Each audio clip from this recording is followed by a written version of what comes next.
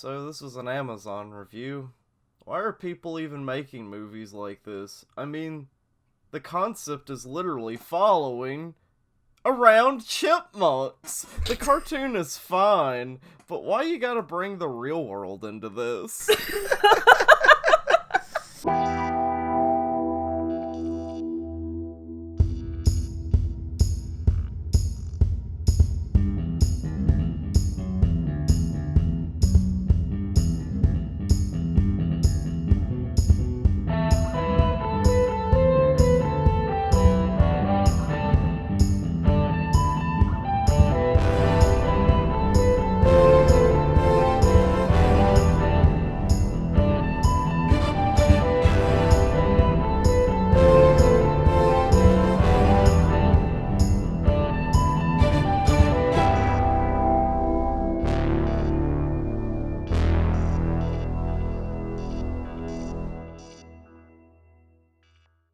Welcome back to the Speakuel podcast, where we talk about movies, their sequels, the cinematic universes that connect them into the greater multiverse. Here we are continuing our series of rodent movies, apparently. I don't know why. You know what they say? Like mice make good test subjects, and mice are kind of like chipmunks. Yeah, we're kind of working our way up to like bigger game, you know? Like you gotta start small. We gotta test what we're able to handle before we can get to the bigger fish, if you know what I mean. You know, a woo. You know, talking about the... you know, like oh. like meow. There are a lot of Tom and Jerry movies, I just realized. I don't know if those count as sequels, but anyway.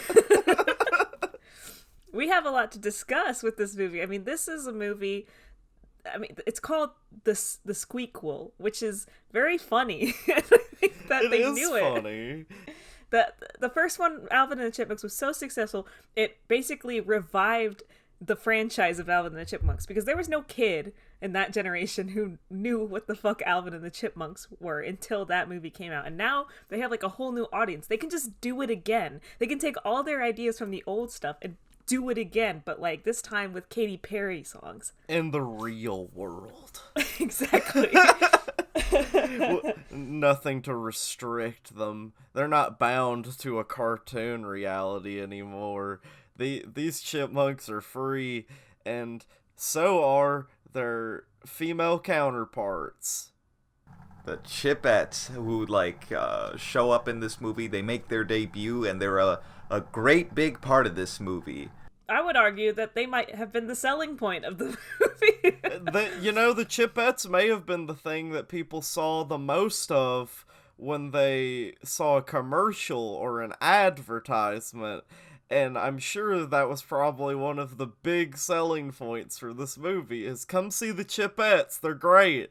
Hey, we're not going to give them too much character in this movie.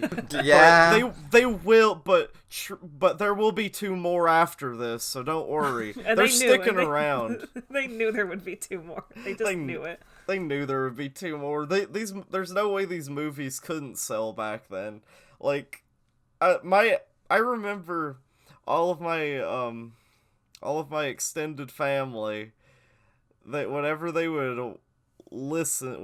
would see Alvin and the Chipmunks, the Squeakuel, or the first movie, they would always just get into such a hearty chuckle about it.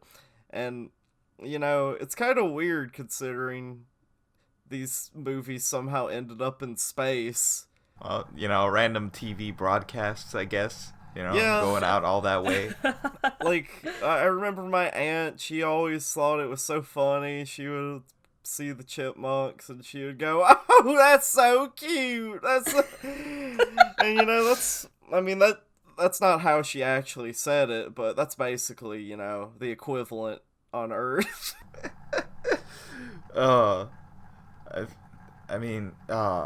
It's funny, the juxtaposition between, the advertisement, oh, the Chipettes are here, oh, it's the Chipettes, and they barely get any, development across the three of them, because this is more so an Alvin and Simon movie than anything else. Particularly, it's like a clash movie. It's a movie. It's a clash between brothers. A classic Cain and Abel story, you could say. Yeah, very biblical. So we got the Cain and Abel aspect. We got, the doppelgangers aspect with like the Chipettes like trying to usurp the Chipmunks. We got the battle of the bands kind of thing going on here. We got a high school thing going on. They just wanted to jam pack this movie, huh? This movie is so many different, like, I feel like there are so many different plots to follow. Like, for a movie like this, they're trying to introduce 3 whole new characters, and like we talked about before a little bit, or alluded to, I should say, they don't really have a lot going on. These 3, Brittany, Jeanette, the third one. 4 if you count Digger. I'm Eleanor. We cannot talk about Digger. We're not gonna talk about Digger. I can't. I might have to talk about Digger. I'm gonna be so sad. Well, let's not talk about Digger. Well, you've already brought him up. Well, I just, like, mentioned him. I'm just saying, like, he's there. Okay. But we don't have, like, people can look him up people have phones. They can look up Digger. He's not worth talking about. He's just, we gotta move on. Well, maybe we spend a little time talking about Digger. We are not going to front load this movie discussion with talking about a cameo appearance near the climax of the movie. Well, that doesn't make any sense. Only 7 minutes in, and we're just like, so anyway, the movie is about to end, and there's this fucking, like, mole or something named Digger. We'll get to him later. No. We either talk about him right now, or we don't talk about him. I would be perfectly fine with not talking about him, but it's up to you, Rene. I'm gonna give you the power, because I'll talk about, like, his cameo. Okay, at the climax of the movie, when they're driving around, you don't need to know the importance of it. Like, Alvin just like, oh, don't worry, I can get my friend Digger to help. And then, like, this little gopher, apparently a mascot character for NASCAR or something, for the Gopher Cam. I don't know. I'm just reading this off the reader here. Like, Digger appears and he's like, "Oh, glad I could help my old friend Alvin." And he's just like, "It's all yours now, Alvin." He pops out of like a manhole and he's like, "Wow, this is crazy. This is just like back at the racetrack." I don't know how Alvin got his. I don't know how he got, like, in contact with Digger. I don't know if they have some sort of psychic connection or, like, some sort of, like, best friends forever sort of kinship that the rodent link keeps them in sync. They're like, he's never mentioned throughout any other part of the movie, like, not at all, 0%. And then at this moment he says, "I will get my friend Digger to help us," and literally 2.2 seconds after he says that, Digger does indeed help them. How did he know? Did he call him ahead of time? Who is this man? Why is this? I'm assuming Digger is an adult. I think he is. I watched 1 or 2 of his shorts to just kind of do some research. He seems kind of like a pervert. Well, or like, just he's an adult. That's neither here nor there. That's probably the best way to end discussion on this guy. Yeah, so I think it's really important that we talked about Digger right now, because I think it would have distracted me for the entire pod. Something gives me a suspicion that if we have waited, that I may have been distracted the whole time. Just wanting to talk about Digger instead of the Chipettes. So let's breathe, roll back to the start of the movie. Okay, start of the movie. So Alvin and the Chipmunks, they're rock stars. I guess Dave, like, he still needs to pay the bills. Yeah, he kind of went back on his original message in the first movie, which is, I don't need y'all to be rock stars. I just need y'all to be my family. I guess he changed his mind. Yeah, I mean, like... But, like, you know, they have bedtime, so, like, you know, he's being a bit responsible. But they're having, like, their big, like, opening rock concert. I forget what song they're playing. But, like, Alvin is shredding on the guitar. He breaks a string. He's showboating. And Dave's like, hey, Alvin, you know, cool it with that. And, like, Alvin's like, whatever, Dave. Fuck you. I think the song is, oh, you really want me now. You really go in. Da-na-na-na. Yeah, that's it. Girl, you really want me now. You know, I think this scene does, in all its purpose, does fulfill its purpose, I should say, where it just is there to show what an asshole Alvin is and how unlikable he is. Yeah, he's because he does bodily harm to Dave in a convoluted way I don't care to explain. Dave ends up in the hospital through getting hit with a big poster that looks like Alvin. It's stupid, but he's very, very hurt. He's just it's poetic. He's absolutely just like broken, and this goes throughout the movie. It's just Alvin is selfish. He doesn't care about anyone. He and Simon are at odds throughout the entire movie, and I think that this is what we were missing from the first one, right? Just kind of some character, right? Just, you know, seeing what Simon's all about, being responsible, being put in charge, versus Alvin. And then Theodore's also there, so that's cool. you get a lot of...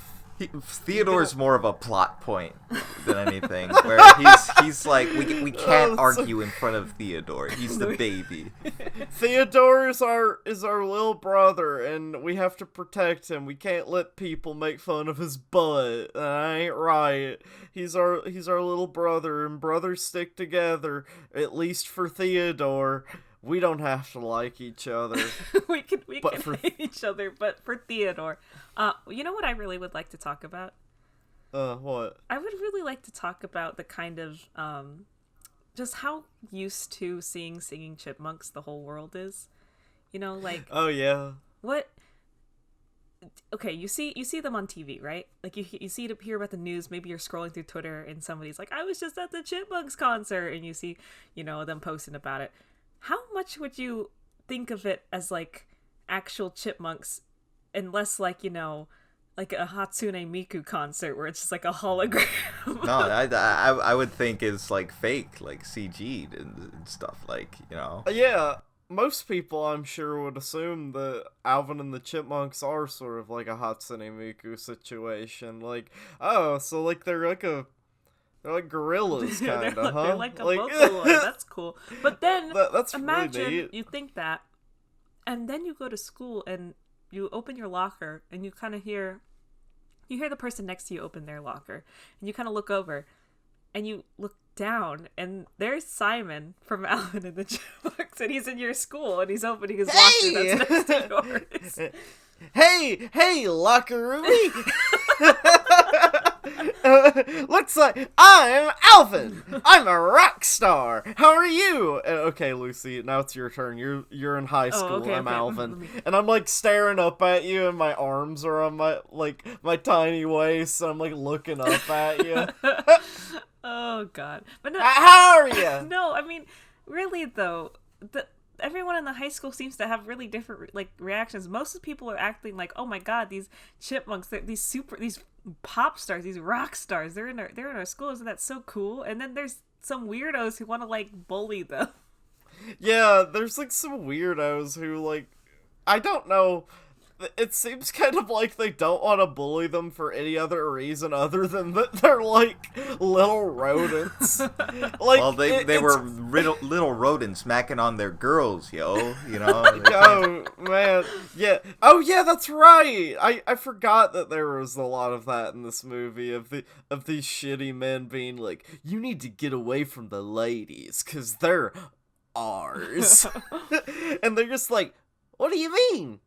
We're little chipmunks. We have no ill intent. Well, they do act a little. Alvin funny definitely sometimes. has ill intent. Alvin does act a little. I retract when I say this. Well, they got Alvin playing, American football out there, which is, I don't know what it is about these movies that they like seeing little mice and chipmunks playing soccer and football and all sorts of sports that are too big for them. They play dodgeball in one scene, and Simon gets hurt very badly.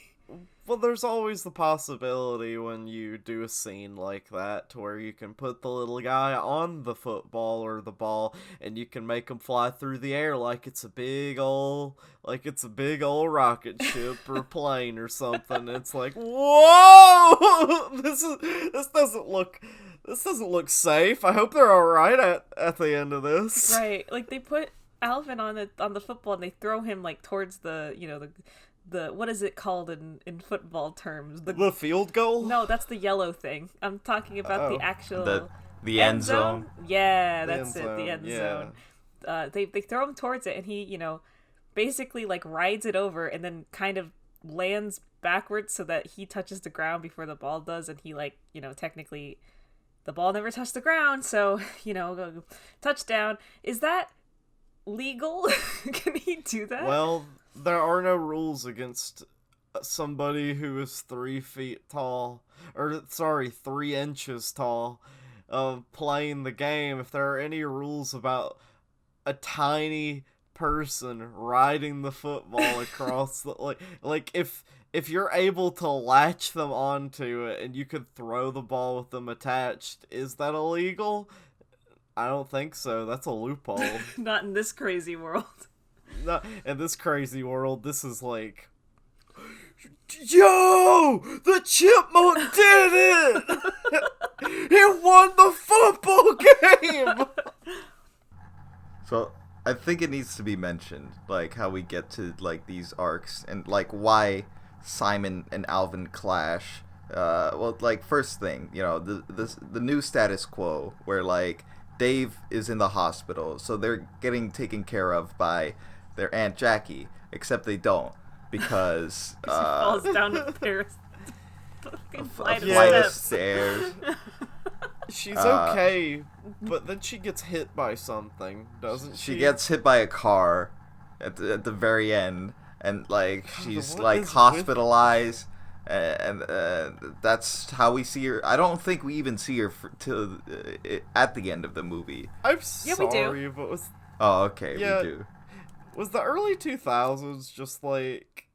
Was it just so funny to hit Grandma with the car back then? Because we've seen... I feel like I've seen a lot of movies lately, and maybe it's just my, like, recent taste in movies lately, but I've seen Grandma getting hit by a car or some sort of vehicle twice. Violence done towards the elderly is always funny in movies.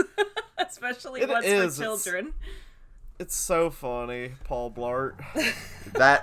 That aside, somebody has to be the legal guardian of the Chipmunks right now, and that is the grandson of Aunt Jackie, Toby, who is a 38-year-old playing a 25-year-old. He's a 38-year-old. Is he really supposed to be 25? He's not supposed to be that old, I don't think. Because it's very funny to think of him as being, like, his actual age. He's somewhere in his early 20s in the setting of the movie. And he's, like, a gamer bro who's, like, he doesn't know anything about taking care of anybody. His cat ran away from him and, like, hates him, like, hisses at him whenever he sees him in the streets. So, like... Which he does. He does get to see his cat in the street.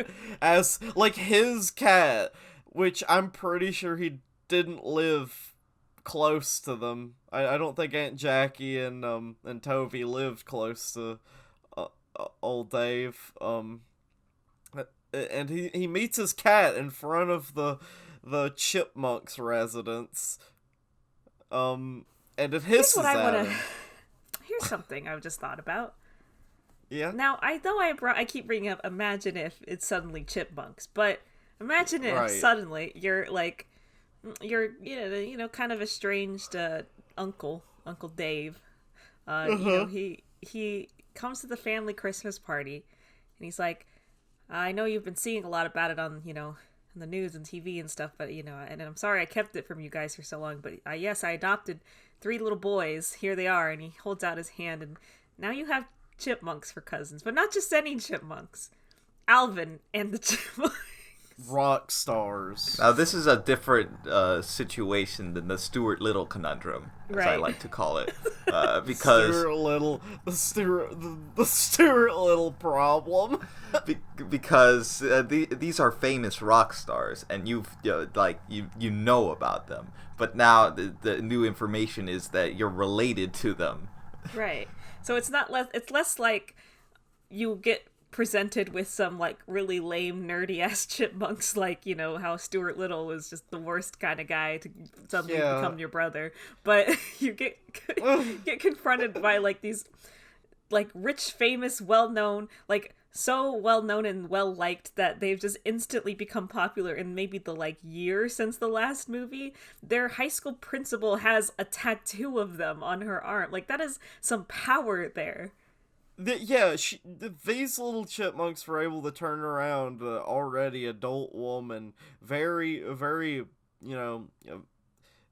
she's pretty old, and she's just so into them. Like, they have sway over anybody regardless of their age. It's incredible power. And suddenly, you're Toby. You're this dumb little dipshit idiot who only plays DS, and he doesn't know how to take care of anyone, and you're suddenly in charge of these important small rodents, and like, if they die, then it's your fault. Can you imagine if you were responsible for that much? That'd be so much pressure. He doesn't seem to care though, or like even try and like either get to know them more or like hang out with them. Like he's playing a game and they like ask if they can play, and he's like, no, and he like leaves the room. It's like, Toby, this is a gold mine you're sitting on. You could befriend them, you could get close to them, and then you could use them for your own gain. Yeah, exactly. I would bleed the money right out of them, Toby, Toby. like I would take those little guys out on the street, and I would be like, hey, let's do performances. Let's do little street performances, and I would play my little like my sound box. I would start turning it, and these little chipmunks would do a funny little dance, and I would be like, watch the chipmunks, they can talk. $5 to get close to the chipmunks. $5, watch the chipmunks sing. So that's their situation now. They have like a worse Dave, Proto Dave. A proto Dave. The status quo is a bit reset for them, like the first movie. Because I guess like Dave has done all his growing up to be like a responsible parent. So now they have this unfit parent yet again, and they're going to high school now. They're trying to find their roles, and as we said before, their character development grows a bit. With Simon, he was tasked by Dave to take care of his brothers, and Alvin, he's at first bullied by the jocks of the school, but then like he gets in league with them, and like is kind of having to leave Simon and Theodore in the dirt while the bullies still bully them, And Theodore, he watches Meerkat Manor. That's his character. That's an important facet. He watches Meerkat Manor, and he's afraid of eagles. He's like, it's the eagle. All Theodore does is like get scared by things in this movie, and cry and get his butt poked fun of, and because he's got a big old butt, the poor little baby. But isn't he adorable? Don't you want to just form a nest inside of a bully's like stomach just to like send a message to him to protect him. I don't think that's technically even possible. I've noticed something. Uh-huh. We haven't really talked about the Chipettes. It's like I swear to God, we'll be able to talk a lot about them in the third movie, the Chipwrecked. God, I can't believe they get stranded on an island before they go on a road trip. Focus.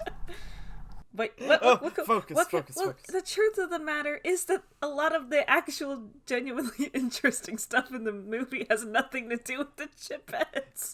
They're almost like an afterthought. I swear, that's why they were used so much in the ads, because they're just there to draw you in, and then like they didn't give you anything about the movie really. Like, well, a lot of the advertising, and I remember, was very heavily like, these are the love interests, like, oh, you're getting goo-goo eyes. And there is a scene, when they first see them, where they're like, whoa, they're so pretty. But then, like, they hardly really talk to each other, especially in a positive manner. Like, Alvin and Brittany fight a little bit, and then, like, Eleanor and Theodore have a nice moment. But I don't think Simon ever has a one-on-one talk with Jeanette, like, at all.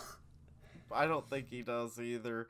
And I just love also this idea of like seeing a carbon copy of yourself, but with like pigtails or something, to just be like, wow, you're so pretty.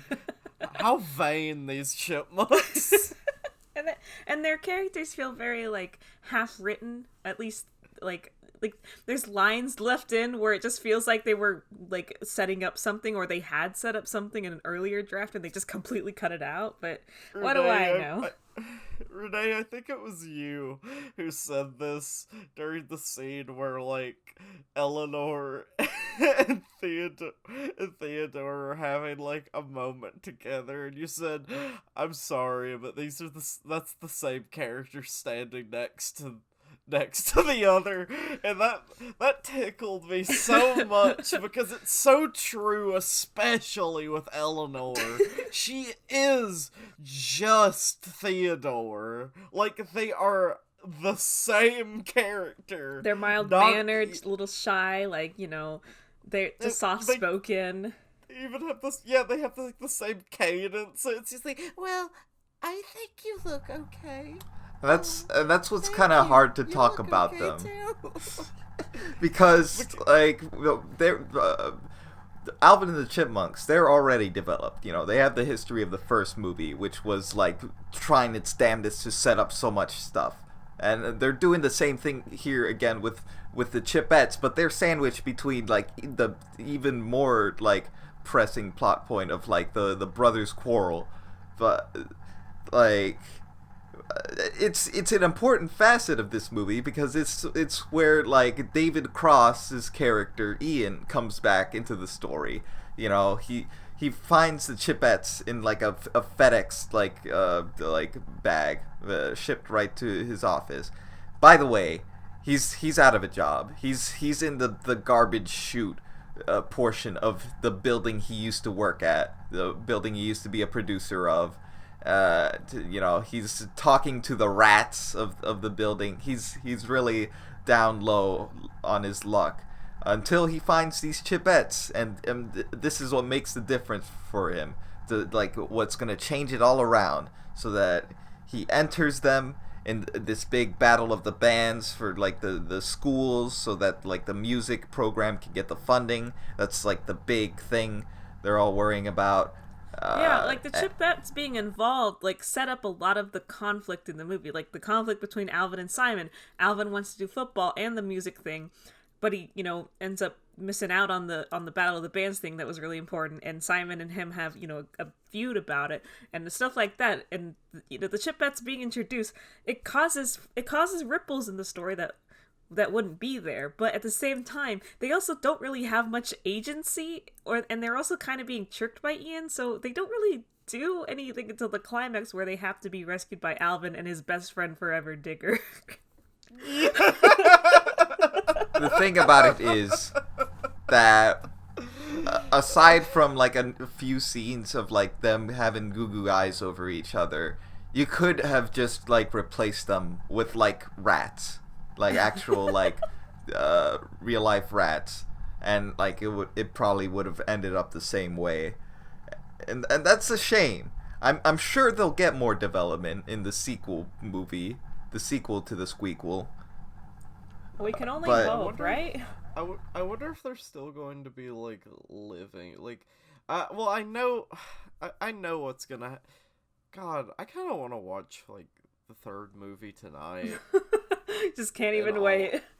Like I literally cannot. Well, like us talking about it right now, like is just making me like more and more excited to like keep to finish the series. But I just don't know. I don't know if the Speakuel can handle another one in such short bursts. Well, we'll see what we can do. I mean, the machinery on the Speakuel, I mean, it's the highest tech, but you know, we can't really call the shots here. It's all kind of what the Speakuel wants anyway, you know. It is, and I'm not sure if it wants us to see it right now. Well, It might want us to wait. it looks like the sun might be coming up. I don't know. Can y'all feel it in your bones? I can feel it in my bones. I don't have bones. I have stuffing. I don't have bones either, actually. I'm just kind of like a solid, like, jelly that... And you don't, Rene. You don't have bones, do you? I literally Do have you an have bo- internal clock to tell me what time it is. You don't have to feel it in your bones. No, well, Or do you feel your it in jelly. your internal clock? Yes. Oh, It boy. is What that time- time to what- go. Well, I gotta get out of here, y'all. We got play testing tomorrow, and you know I'm feeling pretty lucky about my chances of getting out of here. So maybe I'll see y'all next week. I've been Lucy. I've been Rene. I've been Gert. Back to my bathysphere. Bye, everybody. Bye. Goodbye.